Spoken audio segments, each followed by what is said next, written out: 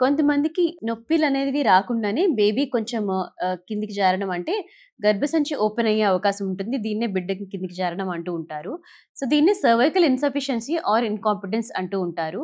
మనము either at the end of first trimester స్కాన్‌లో మనకి సర్వైకల్ లెంత్ అంటే గర్భసంచి కింది భాగం షార్ట్‌గా ఉన్నప్పుడు గానీ, లేదు అంటే ప్రీవియస్‌గా కూడా ఏదన్నా మిస్‌క్యారేజ్ అయ్యి ఆర్ ఫోర్త్, ఫిఫ్త్ మంత్‌లో అబార్షన్ అయింది.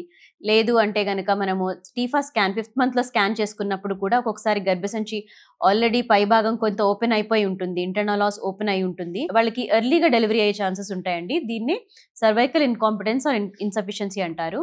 వీళ్ళు మనము ముందుగానే గుర్తించి సర్వైకల్ స్టిచ్ అనేది వేయాల్సుంటుందండి. అంటే గర్భసంచి చుట్టూ ఒక స్టిచ్ ద్వారా దాన్ని టైట్‌గా హోల్డ్ చేస్తది. సో, దీనివల్ల చాలా మటుకు మనము ఎర్లీ డెలివరీస్‌ని ప్రివెంట్ చేయగలుగుతాము. అయితే ఇది కొంతమందికి ఎమర్జెన్సీ ద్వారా కూడా వేయాల్సొస్తుందండి. అంటే ఆల్రెడీ అప్పటికే కొంత ఓపెన్ అయిపోయి కిందికి హెడ్ ఆర్ బేబీ కిందికి వస్తుంది అని తెలవగానే మనం వెంటనే ఎమర్జెన్సీగా వాళ్ళని అడ్మిట్ చేసి రెస్క్యూ సర్క్లాజ్ కూడా చేయాల్సి వస్తుందండి. కాకపోతే మనకి ముందుగానే ఏదైనా హిస్టరీ ఉంది ప్రీవియస్‌గా సెకండ్ ట్రైమిస్టర్‌లో ఓపెన్ అయ్యి ఇట్లా మిస్‌క్యారేజ్ అయింది అన్న వాళ్ళకి third month ending or fourth month స్టార్టింగ్‌లోనే మనం బ్లడ్ టెస్ట్‌లు, స్కాన్‌లు చేసుకున్న తర్వాత అంతా బాగానే ఉన్నప్పుడు వాళ్ళకి ముందుగానే ఎలెక్టివ్‌గా సర్క్లాజ్ అనేది ఆఫర్ చేస్తాం. అంటే గర్భసంచి చుట్టూ స్టిచ్ వేస్తాము. కొంతమందికి ఇలాంటివి కొన్ని క్రానిక్ కేసెస్ అంటే 2 లేక 3 అబార్షన్స్ అయ్యి వాళ్ళకి చాలా షార్ట్‌గా ఉండి అండ్ ఈవెన్ సర్క్లాజ్ వేసినా కూడా వాళ్ళకి ప్రెగ్నెన్సీలో గర్భం నిలవకపోవడం లాంటివి ఉన్న వాళ్ళకి ప్రెగ్నెన్సీ కంటే ముందు ట్రాన్స్ అబ్డామినల్ సర్క్లాజ్ అంటే లాప్రోస్కోపీ ద్వారా మనం ముందుగానే గర్భసంచి కింది భాగానికి కుట్టు వేస్తాము. దీన్నే లాప్రోస్కోపిక్ ట్రాన్స్ అబ్డామినల్ సర్క్లాజ్ అంటారు. సో, ఇప్పుడు మనం ఈ మధ్య కాలంలో చాలా మందికి ఇది వేస్తున్నామండి.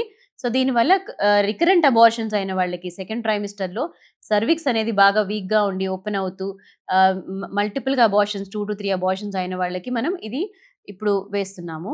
అండ్ ఈ సర్క్లాజ్ అనేది ఎయిదర్ షార్ట్‌గా ఉన్న సర్విక్స్ లేదంటే ఎప్పుడైనా ప్రీవియస్‌గా మనకి వాళ్ళు ఏదైనా మిస్‌క్యారేజ్ అలా అబార్షన్ గాని ఏదైనా ప్రొసీజర్ అయినప్పుడు కొంత ట్రామా ద్వారా కూడా సర్విక్స్ డ్యామేజ్ అయ్యి సర్వైకల్ ఇన్‌సఫిషియన్సీ వచ్చే అవకాశం ఉంటుందండి.